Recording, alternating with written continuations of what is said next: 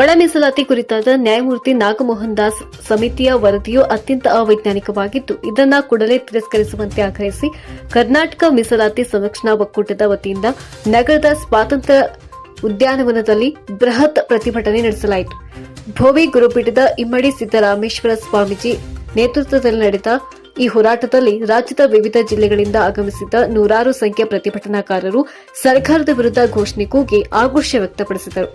ಪ್ರತಿಭಟನಾ ನಿರತರನ್ನು ಉದ್ದೇಶಿಸಿ ಮಾತನಾಡಿದ ಇಮ್ಮಡಿ ಸಿದ್ದರಾಮೇಶ್ವರ ಸ್ವಾಮೀಜಿ, ಪರಿಶಿಷ್ಟ ಜಾತಿಗಳ ಒಳ ಮೀಸಲಾತಿ ವಿಚಾರದಲ್ಲಿ ರಾಜ್ಯ ಸರ್ಕಾರ ಕೈಗೊಂಡಿರುವಂತಹ ಕ್ರಮಗಳು ಅವೈಜ್ಞಾನಿಕವಾಗಿವೆ.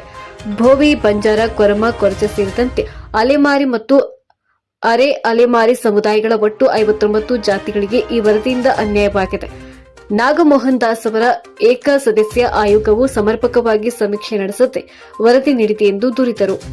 2011ರ ಜನಗಣತಿಯಲ್ಲಿ ಲಕ್ಷಾಂತರ ಸಂಖ್ಯೆಯಲ್ಲಿದ್ದ ಭೂವಿ ಮತ್ತು ಇತರ ಸಮುದಾಯಗಳ ಜನಸಂಖ್ಯೆಯನ್ನ ವರದಿಯಲ್ಲಿ ಅತ್ಯಂತ ಕಡಿಮೆ ತೋರಿಸಲಾಗಿದೆ. ಆಯೋಗದ ವರದಿಯ 26 ಕೋಷ್ಟಕಗಳ ಪೈಕಿ 19ರಲ್ಲಿ ಈ ಸಮುದಾಯಗಳು ಶೈಕ್ಷಣಿಕ, ಸಾಮಾಜಿಕ ಮತ್ತು ಆರ್ಥಿಕವಾಗಿ ಹಿಂದುಳಿದಿವೆ ಎಂದು ಹೇಳಲಾಗಿದ್ದು, ಮೀಸಲಾತಿ ಹಂಚಿಕೆಯಲ್ಲಿ ಮಾತ್ರ ಈ ಅಂಶಗಳನ್ನು ಪರಿಗಣಿಸಿಲ್ಲ ಎಂದು ಅವರು ಅಸಮಾಧಾನ ವ್ಯಕ್ತಪಡಿಸಿದರು. 56,000 ಹುದ್ದೆಗಳ ಭರ್ತಿಗೆ ತಡೆ ನೀಡಲು ಆಗ್ರಹ. ಮಾರ್ಚ್ 27ರಂದು ಮುಖ್ಯಮಂತ್ರಿ ಸಿದ್ದರಾಮಯ್ಯ ನೇತೃತ್ವದಲ್ಲಿ ನಡೆಯಲಿರುವ ವಿಶೇಷ ಸಂಪುಟ ಸಭೆಯಲ್ಲಿ ಈ ಬಗ್ಗೆ ಸಮಗ್ರ ಚರ್ಚೆ ನಡೆಸಿ ನ್ಯಾಯಸಮ್ಮತ ತೀರ್ಮಾನ ಕೈಗೊಳ್ಳಬೇಕು. ಸರ್ಕಾರ ಭರ್ತಿ ಮಾಡಲು ಉದ್ದೇಶಿಸಿರುವ 56,000 ಹುದ್ದೆಗಳನ್ನು ಯಾವುದೇ ಒಳ ಮೀಸಲಾತಿ ಜಾರಿಗೊಳಿಸದೆ ಹಳೆಯ ಪದ್ಧತಿಯಂತೆ ಭರ್ತಿ ಮಾಡಿಕೊಳ್ಳಬೇಕೆಂದು ಹೋರಾಟಗಾರರು ಒತ್ತಾಯಿಸಿದರು.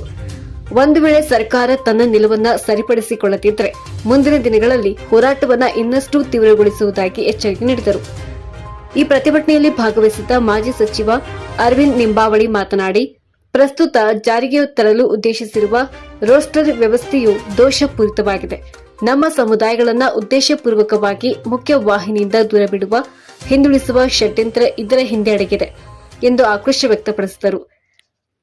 ಈ ಪ್ರತಿಭಟನೆಯಲ್ಲಿ ಸರ್ದಾರ್ ಸೇವಾಲಾಲ್ ಸ್ವಾಮೀಜಿ, ಮಾಜಿ ಸಚಿವೆ ಬಿಟಿ ಲಲಿತಾ ನಾಯಕ್, ಜಲಜಾ ನಾಯಕ್, ರೇವು ನಾಯಕ್, ಎಂ ಚಂದ್ರಪ್ಪ, ಡಾ ಚೌಡಯ್ಯ, ವಿ ರಾಜಣ್ಣ, ಮಂಜುನಾಥ್ ಭೋವಿ, ರವಿ ಪೂಜಾರ್, ಸಿದ್ಧಾರ್ಥ್ ಪಾತ್ರೋಡ್ ಸೇರಿದಂತೆ ಒಕ್ಕೂಟದ ಅಧ್ಯಕ್ಷ ಎಚ್ ರವಿ ಮಾಕಳಿ ಹಾಗೂ ವಿವಿಧ ಸಮುದಾಯಗಳ ಮುಖಂಡರು ಪಾಲ್ಗೊಂಡಿದ್ದರು.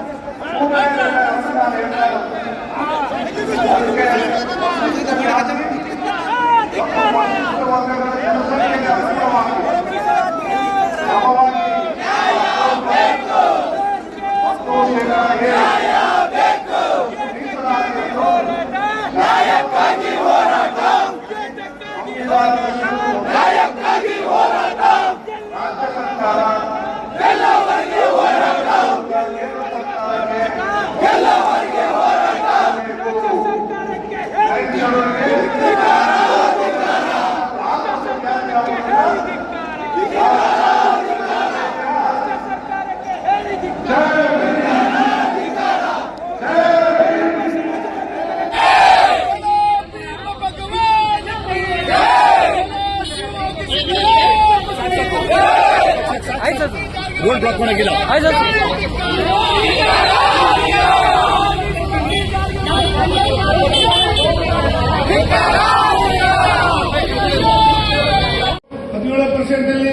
ನಮ್ಮ ಪಾಲಿಯಲ್ಲಿದೆ, ನಮ್ಮ ಪಾಲು ಸಿಗಬೇಕು. ನಮಗೆ 4% ಬೇಕಿಲ್ಲ ಸ್ವಾಮಿ, ನಮಗೆ 5% ಬೇಕನ್ನೋ ಉದ್ದೇಶದಿಂದ ಇವತ್ತು ಸೇರಿದ್ದೀವಿ ಒಂದು ಸಂದರ್ಭದಲ್ಲಿ. ಹಾಗಾಗಿ ಎಲ್ಲರೂ ಎಷ್ಟು ಮಾಡಬೇಕು, ನಮ್ಮಲ್ಲಿರ್ತಕ್ಕಂಥ ವ್ಯತ್ಯಾಸಗಳು, ಆ ಪಕ್ಷ ಈ ಪಕ್ಷ ಅನ್ನೋದನ್ನ ಬಿಟ್ಟು ಇವತ್ತು ಯಾವುದೇ ಸರ್ಕಾರಗಳು, ನಾನು 2 ಬಾರಿ ಶಾಸಕರಾಗಿದೆ, ನಾನು ಬಹಳಷ್ಟು ಬಾರಿ ಈ ಮೀಸಲಾತಿ ವಿಚಾರದಲ್ಲಿ ಬಹಳಷ್ಟು ಯಾವುದೇ ಸರ್ಕಾರ ನಮ್ಮ ಪರವಾಗಿಲ್ಲ, ಇವತ್ತು ಯಾವ ಸರ್ಕಾರ ನಮ್ಮ ಪರವಾಗಿ ಕೆಲಸ ಮಾಡಿಲ್ಲ. ಹಾಗಾಗಿ ಬರೀ ಮೂಗಿಗೆ ತುಪ್ಪ ಹಚ್ಚುವಂತ ಕೆಲಸ ಮಾಡ್ತಾ ಇದೆ. ಹಾಗಾಗಿ ನಮ್ಮ ಹೋರಾಟ, ನಮ್ಮ ಪ್ರತಿಭಟನೆಗಳು ಬೀದಿಗಿಳಿದು ನಾವು ಹೋರಾಟವನ್ನು ಮಾಡಿ ನಮ್ಮ ಹಕ್ಕನ್ನ ನಾವು ಪಡೆಯುವಂತ ಕೆಲಸವನ್ನು ಮಾಡಬೇಕಂತ ಹೇಳಿ ನನ್ನ ಮಾತು ಮುಗಿಸ್ತೀನಿ. ಎಲ್ಲರಿಗೂ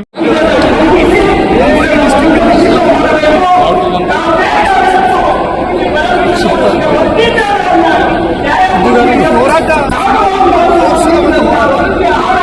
ಈ ಹಿಂದೆ ಸದಾಶಿವ ಆಯೋಗ ಅನ್ನುವಂಥ ಆಮೇಲೆ ಒಂದು ಸುಪ್ರೀಂ ಕೋರ್ಟ್ ಆದೇಶ ಆದ್ಮೇಲೆ ಮೀಸಲಾತಿ ಜಾರಿಗೆ ಮಾಡುವುದು ಬಿಡುವುದು ರಾಜ್ಯಕ್ಕೆ ಸಂಬಂಧಪಟ್ಟಂತ ವಿಷಯ ಅಂತ ಹೇಳಿದಾಗ ಆವಾಗ ರಾಜ್ಯ ಸರ್ಕಾರ ತರಾತುರಿಯಲ್ಲಿ 4 ಅವೈಜ್ಞಾನಿಕ ಸಲ್ಲಿಸಿ ಆಯೋಗ ವರದಿಯಲ್ಲಿ ಬಂಜಾರ ಸಮಾಜಕ್ಕೂ ಕುರಿ ಸಮಾಜಕ್ಕೂ ಚಲವಾದಿ ಸಮಾಜಕ್ಕೂ ಅಲೆಮಾರಿ ಸಮಾಜಕ್ಕೂ ಇನ್ನಿತರ ಸಮಾಜಕ್ಕೂ ಏನು ಸುಳ್ಳು ಮಾಹಿತಿಯನ್ನು ಕೊಟ್ಟು ಮೀಸಲಾತಿಯಲ್ಲಿ ಸಿ ಗುಂಪಿಗೆ ಬಿ ಗುಂಪಿಗೆ ಹಾಕುವ ಮೂಲಕ ಸಾಮಾಜಿಕ ಕೌಕಲೆಯನ್ನು ಈ ರಾಜ್ಯ ಸರ್ಕಾರ ಮಾಡಿದ್ದಕ್ಕಾಗಿ ನಮ್ಮ ಸಮಾಜದ ವತಿಯಿಂದ ಆಕ್ರೋಶವನ್ನು ವ್ಯಕ್ತಪಡಿಸ್ತಾ ಇದ್ದೀವಿ.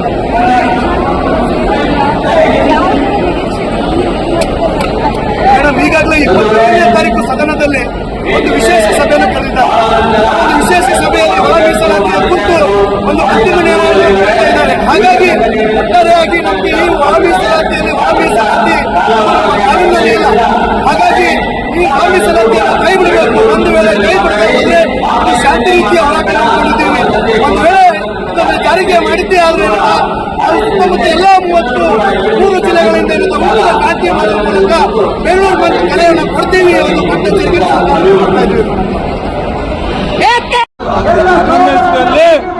ಏನ್ ದೇಶದ ಜನಸಂಖ್ಯೆ ರಾಜ್ಯ ಜನಸಂಖ್ಯೆ ಮಾಡಿದ್ರಲ್ಲ ಅವಾಗ 10 ಲಕ್ಷ ಅಂತ ತಗೊಂಡಿದ್ದಾರೆ. ಈಗ 16 ಲಕ್ಷ ಅಂದ್ರೆ 15 ವರ್ಷ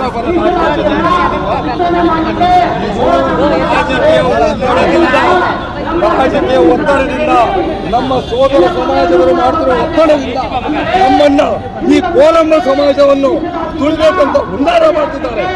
ಆದ್ರೆ ನಾವು ಕೋಲಂಬ ಸಮಾಜದವ್ರು ಬಿಡಲ್ಲ, ಯಾವುದೇ ಕಾರಣಕ್ಕೂ ಒಳ ಮೀಸಲಾತಿ ಆಗ ಬಿಡಲ್ಲ. ಜೈ ಭೀಮ್, ಜೈ ಭೀಮ್, ಜೈ ಭೀಮ್, ಜೈ ಭೀಮ್, ಜೈ ಭೀಮ್, ಜೈ ಭೀಮ್.